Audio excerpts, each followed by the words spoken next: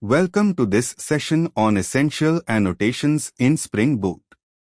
In this session, we'll walk through the most commonly used annotations in Spring Boot, understand what they do, and how they simplify enterprise application development. Whether you're a beginner or brushing up your skills, this overview will reinforce your understanding of the Spring ecosystem. Spring Boot is a popular Java framework that simplifies the development of production-ready applications. One of its core strengths is the use of annotations to reduce boilerplate code. In this session, we'll explore how these annotations help with configuration, dependency injection, web development, data access, and more. Spring Boot application is one of the most essential annotations in any Spring Boot project. It combines three other annotations: @configuration, @enable auto configuration, and @component scan. This means it tells Spring that the class is a configuration class, enables automatic bean configuration based on dependencies, and triggers component scanning in the current package. It typically goes on the main application class to bootstrap the entire application. The @REST controller annotation simplifies the creation of RESTful web services. It is a combination of @controller and @response body. This means that any method inside a class annotated with @REST controller returns data, such as JSON or XML, instead of a view. It eliminates the need to annotate every method with @response body. @request mapping is used to map HTTP requests to handler methods. It can be applied at the class level or the method level and supports all types of HTTP methods such as GET, POST, PUT, and DELETE. For example, using @request mapping API on a class means that all methods within it will be mapped relative to that URI. It's powerful and flexible, though we now often use the specific method annotations like @getMapping. These are shortcut annotations that make code cleaner and more readable. @getMapping, @postmapping, @putmapping, and @delete mapping are specialized versions of @request mapping that are easier to use. For example, @getMapping users makes it clear that the method handles a GET request to the user's endpoint. This improves the clarity of your controller logic. @autowired is one of the key annotations for dependency injection. It tells Spring to automatically inject the appropriate bean based on type. It can be used on constructors, fields, or setter methods.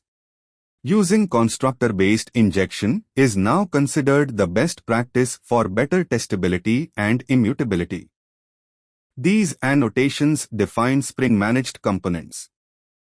@component is a generic stereotype for any Spring bean. @service marks a class as a service provider. @repository is for data access layers and includes additional exception translation.